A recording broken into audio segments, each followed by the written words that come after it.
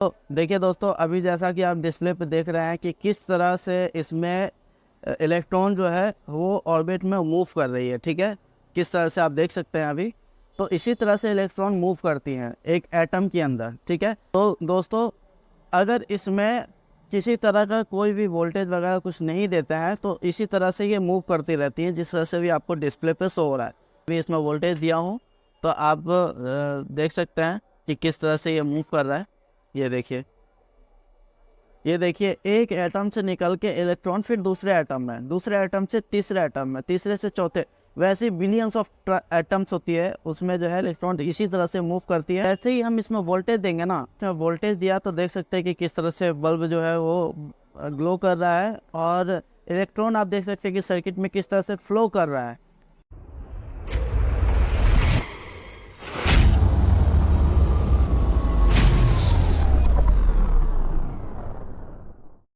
तो हाय दोस्तों, कैसे आप सभी। उम्मीद करते हैं कि आप सभी अच्छे ही होंगे। तो दोस्तों आज हम फिर आ चुके हैं एक न्यू टॉपिक के साथ। जैसा कि आपने थंबनेल में देखा ही होगा कि आज जो है हम कुछ इलेक्ट्रॉनिक के बारे में आपसे बात करना चाहते हैं। देखिए दोस्तों, मैं बता दूं, अगर आप मोबाइल रिपेयरिंग करते हैं या इलेक्ट्रॉनिक कोई भी गैजेट अगर आप रिपेयर करते हैं तो आपको इन सब चीज़ों का नॉलेज होना बहुत ज़्यादा ज़रूरी होता है। तो आई होप कि दोस्तों अगर आप लोग ये इस वीडियो को देखें तो आपको कुछ जो है इलेक्ट्रॉनिक्स से रिलेटेड आपको नॉलेज होने वाला है इस वीडियो के थ्रू। तो चलिए दोस्तों देख लेते हैं। तो आज जो है हम इलेक्ट्रिसिटी के बारे में आपसे बात करने वाले हैं। ठीक है, कि इलेक्ट्रिसिटी क्या होता है। तो इलेक्ट्रिसिटी में हमने बताने की कोशिश की है आपको कि व्हाट इज़ वोल्टेज। ठीक है, और सेकंड जो है व्हाट इज़ करंट, और व्हाट इज़ रेजिस्टेंस, और व्हाट इज़ वॉट। तो जैसा कि दोस्तों आपको पता है कि अगर आप मोबाइल रिपेयर करते हैं तो आपको वोल्टेज के बारे में पता होना चाहिए कि वोल्टेज क्या होता है। ठीक है, या फिर करंट क्या होता है और रेजिस्टेंस क्या होता है। ये सब चीज़ आपको मैं आने वाले वीडियो में बताने वाला हूँ। तो आप लोगों से जो है रिक्वेस्ट है कि जो भी मैं बता रहा हूँ तो वीडियो स्किप ना करें, आप लोग पूरी तरह से एक बार देख लें इस वीडियो को। तो उम्मीद करते हैं कि आपको आपके मन में जो ये इनको डाउट रहता है ना लेकर कि वोल्टेज क्या होता है, किस तरह से जनरेट होता है, या करंट क्या होता है। ठीक है, तो आज डाउट क्लियर होने वाला है आप लोगों का। तो चलिए दोस्तों आगे देखते हैं। तो दोस्तों हम इन चारों के बारे में बात करने से पहले हम एक बार आपको कुछ स्ट्रक्चर दिखा रहे हैं जो अभी आपको डिस्प्ले पे जो शो हो रहा है। दोस्तों इसको हम लोग बोलते हैं एटम। ठीक है, एटम का मतलब जो होता है कि देखिए इस अर्थ पर जो कुछ भी एग्जिस्ट करता है, आपका कोई वस्तु हो गया या कोई थिंग हो गया या मैं हो गया या आप हो गए। ठीक है, तो ये जो कुछ भी एग्जिस्ट करता है, ये जो कुछ भी बना हुआ है, तो वो जो है एटम से मिलकर बना होता है। देखिए अगर कोई भी वस्तु है, अगर उसको हम डिवाइड करना चालू करें तो उस वस्तु के छोटे से छोटे कण का जो हम उसको हम डिवाइड करते हैं, जब उसके पार्ट्स को हम डिवाइड करते हैं तो एक जो स्टेज ऐसा आ जाता है कि फिर वो डिवाइड नहीं हो सकता है। ठीक है, एक स्टेप ऐसा आता है कि उस कण का फिर दोबारा जो है हम विभाजित नहीं कर सकते उस कण को। तो उसको हम लोग एटम बोलते हैं। और एटम जो है हम डायरेक्ट अपनी आंखों से देख नहीं सकते हैं दोस्तों। ठीक है, इसको देखने के लिए बहुत जो है एडवांस लेवल का माइक्रोस्कोप की ज़रूरत होती है। तो लेकिन मैं आपको बता दूं कि कहीं ना कहीं इलेक्ट्रॉनिक में ये बहुत अहम रोल प्ले करता है। इसका जो नॉलेज है आपको होना ही चाहिए अगर आप इलेक्ट्रॉनिक से रिलेटेड आप काम करते हैं। तो नेक्स्ट देखते हैं। देखिए, जो रियल में अगर आप माइक्रोस्कोप के थ्रू देखने की कोशिश करेंगे तो आपको कुछ ऐसा देखने को मिलेगा जिस तरह से भी डिस्प्ले पे शो हो रहा है। एटम का इमेज है ये, रियल इमेज। ठीक है, और अभी जो आपको नज़र आ रहा है दोस्तों, इसको हम लोग बोलते हैं, हाँ जो आप देख रहे हैं इसको बोलते हैं हम लोग सेल ऑर्बिट। ठीक है, ये एटम का ऑर्बिट है। और ये जो आपको दिख रहा है इसको हम बोलते हैं इलेक्ट्रॉन। ठीक है, और नेक्स्ट देखते हैं, जो ये आपको दिख रहा है इसको हम लोग बोलते हैं न्यूक्लियस। न्यूक्लियस क्या है दोस्तों, कि प्रोटॉन और न्यूट्रॉन, दोनों जो है इनका दोनों का बॉन्डिंग होता है सेंटर में, इसको हम लोग बोलते हैं न्यूक्लियस, ठीक है। और इलेक्ट्रॉन जो है ये क्या करती है, ये ऑर्बिट में ये मूव करती रहती है, ठीक है। जिस तरह से मैं अभी आपको दिखाने की कोशिश करता हूँ, ठीक है। तो सबसे पहले मैं आपको बता दूँ कि इलेक्ट्रॉन के पास जो है हमेशा नेगेटिव चार्ज होता है, ठीक है। और प्रोटॉन जो है उसके पास पॉजिटिव चार्ज होता है। और जो न्यूट्रॉन होता है, न्यूट्रॉन, ठीक है, न्यूट्रॉन में कोई चार्ज नहीं होता है, ये किसी तरह का इसमें चार्ज नहीं होता है, ठीक है। और जैसे कि आप देख रहे हैं कि किसी भी सर्किट में जब फ्लो ऑफ करंट, जो करंट का जो फ्लो होता है 1 एम्पियर के अंदर जो इलेक्ट्रॉन की जो संख्या होती है वो आप देख सकते हैं, मैंने आपको डिस्प्ले पे दिखाने की कोशिश की है। 6.24 इंटू 10⁻18 इतनी इलेक्ट्रॉन जो है 1 एम्पियर के अंदर फ्लो होती है। आप समझ सकते हैं कि कितना बड़ा डिजिट है, ठीक है। तो देखिए दोस्तों, अभी जैसा कि आप डिस्प्ले पे देख रहे हैं कि किस तरह से इसमें इलेक्ट्रॉन जो है वो ऑर्बिट में मूव कर रही है, ठीक है। किस तरह से आप देख सकते हैं अभी। तो इसी तरह से इलेक्ट्रॉन मूव करती हैं एक एटम के अंदर, ठीक है। तो अलग अलग पदार्थ होती है, अलग अलग बहुत तरह की चीज़ होती हैं, सबके जो एटमिक स्ट्रक्चर जो होती है वो अलग अलग हो सकती है, अलग अलग नाम होते हैं। तो उतना ज़्यादा हम डीप में नहीं जाएंगे। तो ये देखिए, मैंने सिंपल तरह से आपको दिखाने की भी कोशिश की है इसमें कि किस तरह से ऑर्बिट में जो ये इलेक्ट्रॉन है वो मूव कर रहे हैं। आप देख सकते हैं दोस्तों, मैंने इसको स्ट्रक्चर को बनाने के लिए, डिज़ाइन करने के लिए मैंने बहुत मेहनत की है। इस वजह से की है कि ताकि आप समझ सको, ठीक है। बस मेरा यही मकसद है, मेरा मेहनत कुछ भी नहीं है, बस आपको समझ में आना चाहिए। और आपको अगर समझ में आ रहा है और उसके लिए हमें जो भी करना हो हम करने के लिए तैयार है दोस्तों। बस आप लोगों से रिक्वेस्ट है कि एक लाइक ज़रूर कर दें हमारे वीडियो। अगर आपको पसंद आया हो तो एक ज़रूर लाइक कर दीजिएगा, बस इतना ही हम चाहते हैं आपसे। तो अभी फ़िलहाल जैसे आप देख सकते हैं कि ये सोलर सिस्टम है, ठीक है। जिस तरह से सोलर सिस्टम में सन है, सन के चारों तरफ सेल है, ठीक है। तो उसी तरह जिस तरह से एटम के अंदर आपको दिखाया था मैंने कि बीच में न्यूक्लियस, चारों ओर ऑर्बिट थे, तो इसी तरह यहाँ पे सेल आपको देखने को मिल रहे हैं और बहुत तरह के प्लैनेट है जो आपको दिख रही है। इसी तरह से मूव करती रहती है जिस तरह से इलेक्ट्रॉन न्यूक्लियस के चारों ओर मूव करता रहता है, ठीक है। तो सवाल ये है कि अर्थ जो है या फिर इलेक्ट्रॉन जो है ये चारों तरफ मूव क्यों करता रहता है, क्या रीज़न होती है मूव करने का। तो क्या होता है कि अकॉर्डिंग टू साइंस, जब अगर कोई ज़्यादा मास होती है, ज़्यादा मास, सूरज आप देख सकते हैं इसका जो मास है बहुत ज़्यादा होता है, बाकी प्लैनेट जो है इन साइज़ में से बहुत छोटी होती है, ठीक है, बहुत ज़्यादा ही छोटी होती है। तो इससे क्या होता है कि ग्रेविटेशनल फोर्स बनता है सन के बीच में और प्लैनेट के बीच में। तो इनकी जो डिस्टेंस है वो फिक्स रहती है कि इतने डिस्टेंस पे ये मास के अकॉर्डिंग कि अर्थ की जो इतनी डिस्टेंस है सूरज से इतनी होनी चाहिए और इसकी इतनी है, तो डिस्टेंस फिक्स रहता है। बस उसी अक्ष पर वो घूमती रहती है अर्थ, और जब पूरी चक्कर लगाती है तो वो 1 साल हो जाता है। तो हम उतना ज़्यादा डीप में प्लैनेट के बारे में नहीं जाएंगे, ठीक है, सोलर सिस्टम के बारे में। तो वही चीज़ें मकसद ये है समझाने का आपको कि जिस तरह से सूरज की ओर चारों ओर प्लैनेट घूमती रहती है, बस उसी तरह से इलेक्ट्रॉन घूमती रहती है। क्योंकि जो न्यूक्लियस होती है उसके अंदर जो प्रोटॉन और न्यूट्रॉन की जो बॉन्डिंग है, जो मास है, वो ज़्यादा होने की वजह से वो क्या करती हैं कि इलेक्ट्रॉन को अपनी ओर खींचती है, ठीक है। तो इन इलेक्ट्रॉनों का एक डिस्टेंस तय होता है कि इस डिस्टेंस पे ये घूमती रहेंगी, ठीक है, ये घूमती रहेंगी। तो मैं अब आगे बताऊंगा कि ये काम कैसे करते हैं कि एक एटम से जो इलेक्ट्रॉन है वो दूसरे एटम में जाता है, दूसरे से तीसरे में जाता है, तभी तो जाके हमारा कोई भी चीज़ वर्क करता है। अगर आपने कोई वायर लगाया है कोई भी सर्किट में, तो इलेक्ट्रॉन फ्लो कैसे करता है, तो वो ही हम आपको बताना चाह रहे हैं, ठीक है। तो चलिए आगे देखते हैं। जैसे कि हमने देख सकते हैं अभी जो डिस्प्ले पे आपको शो हो रहा है दोस्तों, इसको हम लोग बोलते हैं कॉपर वायर का के अंदर जो पानी वाले एटम होती है, मैंने उसका जो है आपको एग्जांपल बताने की कोशिश की है कि कॉपर वायर के अंदर में जो एटम की जो स्ट्रक्चर होती है कुछ बिल्कुल इस तरह से होती है जिस तरह से भी आपको दिख रहा है। ठीक है, तो ये एक एटम हो गया, ये दो एटम हो गया, ये तीन एटम हो गया। ठीक है, तो इन तीनों और भी एक कॉपर के वायर के अंदर बिलियंस ऑफ एटम होती है। ठीक है, बहुत ज़्यादा होती है, वो मैं आपको गिन के नहीं बता सकता, लेकिन आप समझ सकते हैं।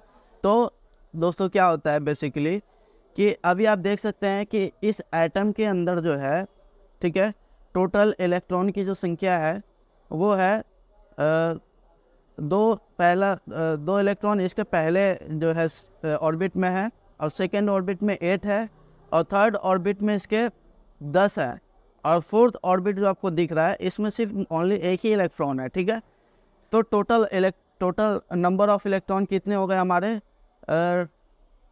21 हो गए। ठीक है, 21 इलेक्ट्रॉन है कॉपर वायर के अंदर पाने वाले जो एटम की जो स्ट्रक्चर है मैंने आपको सामने शो किया है, और टोटल आपको इलेक्ट्रॉन भी बताया है कि इस एटम के अंदर इलेक्ट्रॉन किस तरह से स्ट्रक्चर किस तरह से होता है, ये बताने की कोशिश की है। ठीक है, तो दोस्तों अगर इसमें किसी तरह का कोई भी वोल्टेज वगैरह कुछ नहीं देता है तो इसी तरह से ये मूव करती रहती है जिस तरह से भी आपको डिस्प्ले पे शो हो रहा है। देखिए दोस्तों कि किस तरह से ये मूव कर रही हैं, अच्छे से आप लोग देख लीजिए कि जब वायर के अंदर किसी भी तरह का हम कोई भी वोल्टेज वगैरह कुछ भी नहीं देते हैं तो इसी तरह से ये काम करती रहती हैं। ठीक है, एक चीज़ और बता दूं कि इसमें जो आपको सबसे लास्ट वाले ऑर्बिट में जो आपको इलेक्ट्रॉन नज़र आ रहा है ना, ये इलेक्ट्रॉन फ्री इलेक्ट्रॉन होता है। ठीक है, फ्री इलेक्ट्रॉन मैं क्यों कह रहा हूँ, क्योंकि अभी जो है अभी आप जैसे देख रहे हैं कि ये जो है ये क्या है कि न्यूक्लियस से इसका डिस्टेंस ज़्यादा होने की वजह से, क्योंकि ये फोर्थ सेल हो गया, ठीक है, फोर्थ ऑर्बिट हो गया, तो न्यूक्लियस से इसकी डिस्टेंस ज़्यादा हो जाती है। इस वजह से इस इलेक्ट्रॉन के ऊपर न्यूक्लियस का फोर्स बहुत कम होता है। ठीक है, दबाव कम होता रह जाता है। तो दोस्तों आप देख सकते हैं अभी जो है हम वोल्टेज के ऊपर बात करने वाले हैं कि वोल्टेज क्या होता है, व्हाट इज़ वोल्टेज। तो देखिए, the external pressure exerted on the free electron following in the circuit is called voltage. ठीक है, इसका मतलब ये है कि सर्किट के अंदर जो बहने वाली इलेक्ट्रॉन होती हैं, जो फ्री इलेक्ट्रॉन होती हैं, उनके ऊपर जो लगने वाला दबाव होता है, जो प्रेशर होता है, उसी को वोल्टेज बोला जाता है। ठीक है, तो मैं अभी आपको एक्सप्लेन भी करूँगा, बताने की कोशिश करूँगा कि किस तरह जो हम समझाने की आपको कोशिश कर रहे हैं। तो जैसे कि फॉर एग्ज़ाम्पल अभी जो आप देख सकते हैं कि जब हमने वोल्टेज दिया, जब उस टाइम आपको हमने दिखाया था कि किस तरह से एटम जो है वो मूव कर रही थी उसके अंदर जो इलेक्ट्रॉन, और जब हम वोल्टेज देंगे तो अब एटम किस तरह से मूव करेगी मैं आपको दिखाने की कोशिश करता हूँ। तो सबसे पहले आपको मैं एक चीज़ मैं आपको दिखा दूँ कि देखिए दोस्तों, जो आपको दिख रहा है ना, ये जो लास्ट वाली इलेक्ट्रॉन है, आप इसको नोटिस करना। ठीक है, जब मैं वोल्टेज दिया जैसे ही इसमें, तो ये किस तरह से मूव अप करेगा आप नोटिस करना। ठीक है, तो मैं अभी इसमें वोल्टेज दिया हूँ तो आप देख सकते हैं कि किस तरह से ये मूव कर रहा है। ये देखिए एक एटम से निकल के इलेक्ट्रॉन फिर दूसरे एटम से तीसरे एटम में, तीसरे से चौथे, वैसे बिलियंस ऑफ एटम्स होती है, उसमें जो है इलेक्ट्रॉन इसी तरह से मूव करती है, और आपका जो सर्किट में जो कुछ भी लगा होता है वो वर्क करने लगता है। ठीक है, उसमें से इलेक्ट्रॉन हो के पास होती है, इलेक्ट्रॉन उसमें से पास हो जाती है, और वो अब आप उसको चाहे कोई भी रूप दे दे, आप बल्ब जला ले, स्पीकर चला ले, लाइट जला ले, ठीक है, एसी चला ले, कूलर चला ले, जो आपको चलाना है, जो आप उसको रूप देना चाहते हैं वो दे सकते हैं। ठीक है, तो फॉर एग्जांपल के लिए मैंने आपको बताने की कोशिश की है कि जैसे कि मैंने एक टैंक लिया। ठीक है, तो टैंक में आप देख सकते हैं दोस्तों कि इसमें मैंने अभी आधा टैंक जो है मैंने इसमें पानी डाला है, मतलब टैंक के अंदर जो है अभी फ़िलहाल जो है आधा पानी है, जिस तरह से अभी आप देख सकते हैं। ठीक है, आप इसको जिस तरह से वायर के अंदर इलेक्ट्रॉन भरी होती है, ठीक है, उसी तरह से अभी इस टैंक के अंदर पानी भरी हुई है। तो क्या ये पानी हमारे काम की है?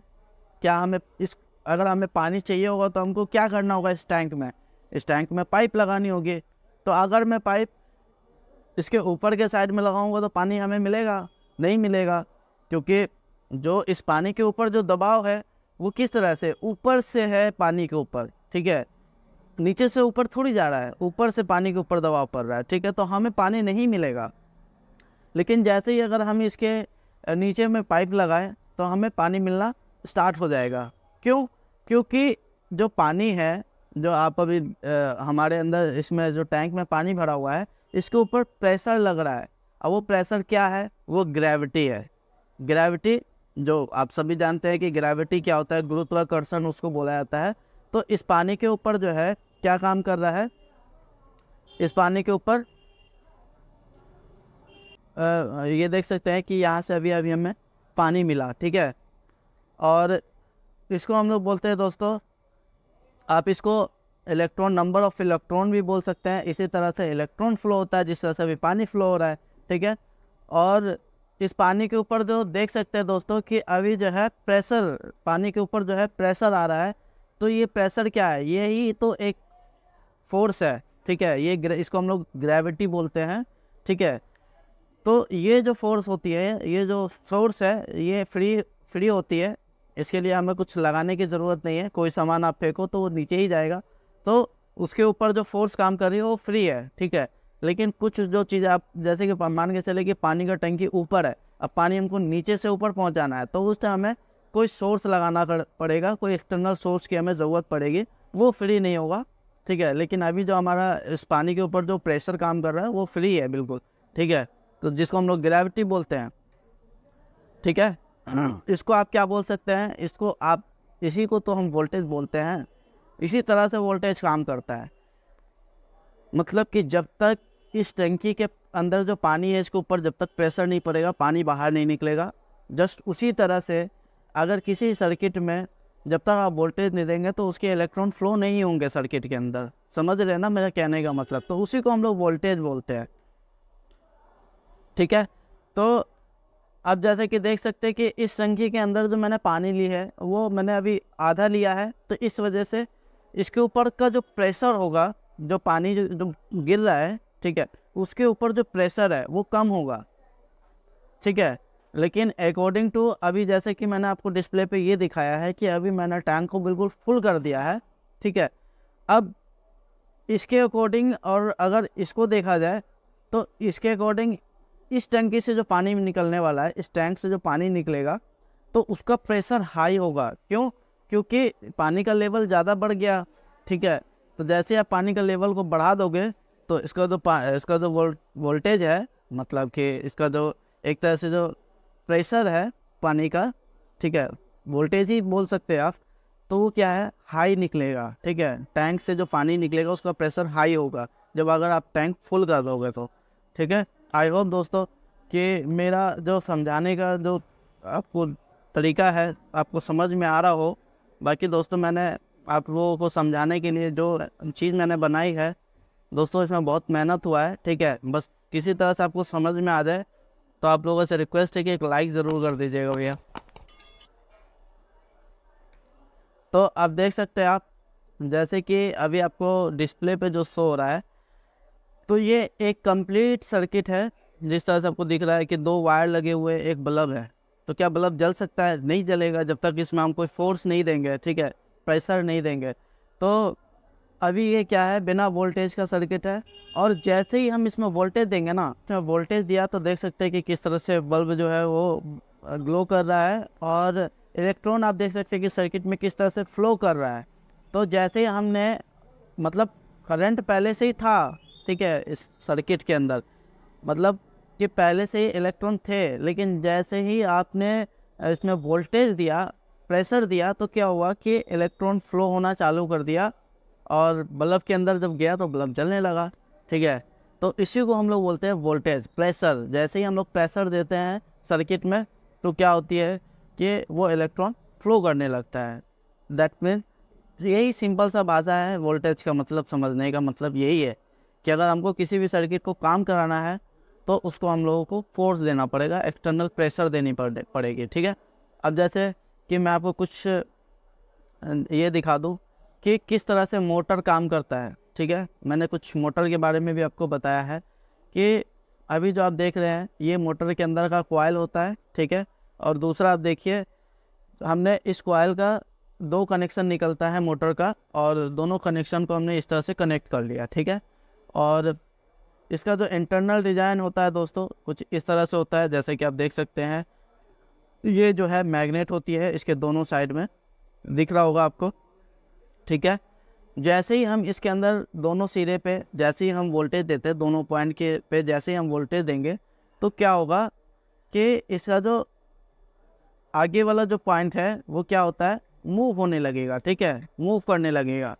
तो क्या होता है कि जैसे कि कोई भी मोटर है, मोटर के अंदर जो है आप मैग्नेट देख रहे हैं, तो मैग्नेट में क्या होता है कि इसमें एक फोर्स होती है। ठीक है, तो ये जो फोर्स होती है ये फ्री फोर्स होती है। ठीक है, इसे हमें पाने के लिए कुछ करने की ज़रूरत नहीं है। तो जो मैग्नेट होती है उसमें जिस तरह का जो फोर्स काम करता है वो फ्री फोर्स होता है, उसको हम लोगों को गेट करने के लिए किसी तरह का कोई सोर्स नहीं लगानी पड़ती है। और जैसे ही आप वोल्टेज को इंसर्ट करते हैं तो कॉइल के अंदर जिस तरह से वोल्टेज जब जाती है, ठीक है, तो फिर क्या होता है कि ऑलरेडी पहले से अंदर मैग्नेटिक फील्ड होने की वजह से, और जैसे ही आप इसमें कॉइल में आप जैसे ही वोल्टेज देते हो तो इसके अंदर भी मैग्नेटिक फील्ड जनरेट हो जाता है। तो ये क्या होता है कि ये दोनों एक दूसरे के अपोजिट डायरेक्शन में काम करना चालू कर देते हैं। ठीक है, एक दोनों मतलब कि जो मैग्नेट है वो क्या करता है, कॉइल को डिस्ट्रैक्ट करने की कोशिश करने लगता है। तो उस डिस्ट्रैक्शन की वजह से क्या है कि इस कॉइल का जो अंदर में आपको दिख रहा है इसकी डायरेक्शन चेंज होने लगती है। तो इसी तरह से ये मूव करने लगता है, अंदर ही अंदर मूव करने लगेगा। ठीक है, तो जब हम वोल्टेज देते हैं तो इस तरह से ये काम करता है। और आपको मैं बता दूं कि अगर हमें जैसे कि अगर हमें वोल्टेज चाहिए होता है कि हम वोल्टेज कैसे प्राप्त कर सकते हैं, हाउ वी गेट वोल्टेज, तो वोल्टेज को गेट करने का सबसे बेस्ट तरीका जो होता है, ठीक है, तो जैसे आपने देखा होगा कि बहुत सारे जनरेटर वगैरह का यूज़ करते हैं। ठीक है, तो उसमें क्या होता है कि इसी तरह से मैंने आपको सिंपल तरह से बताने की कोशिश की है कि उसमें भी इसी तरह से मोटर होती है। जैसे ही हम इसके जो जिस तरफ पंखड़ी लगती है ना उस साइड को जब हम मूव करना चालू कर देंगे किसी एक्सटर्नल सोर्स, आप उंगली से करें या कोई एक्सटर्नल सोर्स हो, तो जिस तरह से अगर आप इसको मूव करना चालू कर देंगे इधर वाले पॉइंट को, सिरे को, तो क्या होगा कि इन दोनों पॉइंट पे आपको वोल्टेज मिल जाएगा। ठीक है, जैसे ही आप इसको मूव करेंगे ना तो क्या होगा कि मूव करने के वजह से जो इसमें मैग्नेटिक फील्ड है, ठीक है, तो जैसे ही आप मूव करेंगे कॉइल को तो इसके मैग्नेटिक फील्ड में जो है वो बदलाव होने की वजह से, कुछ ये होने की वजह से, ठीक है, तो इसके आउटपुट पे जो आपको दिख रहा है जहाँ पे हमने पहले वोल्टेज इंसर्ट किया था, तो इसी दोनों पॉइंट पे आपको वोल्टेज मिल जाएगा। तो दोस्तों इस वीडियो में इतना ही। उम्मीद करते हैं कि मैंने जो आपको बताने की कोशिश की है, जो मैंने आपको बताने की कोशिश की है, आई होप कि आप लोगों को समझ में आया होगा। ठीक है, और अभी जो है मैंने सिर्फ इस वीडियो में वोल्टेज के बारे में बताया है। आने वाले वीडियो में हम आपको करंट के बारे में भी बताएंगे, रजिस्टेंस के बारे में भी बताएंगे और वॉट के बारे में भी बताएंगे। तो दोस्तों आप लोगों से रिक्वेस्ट है कि हमारे इस चैनल को सब्सक्राइब कर लीजिए। मैं आप लोगों से प्रॉमिस करता हूँ कि अगर आप हमारे चैनल पर विज़िट करेंगे, हमारे वीडियो को वॉच करेंगे, तो कुछ ना कुछ आप लेकर ही जाएंगे। बस यही है हमारा मकसद। तो चलिए दोस्तों, आज के लिए इतना ही। मिलते हैं फिर एक नेक्स्ट वीडियो में। तब तक के लिए आप सबका बहुत बहुत धन्यवाद।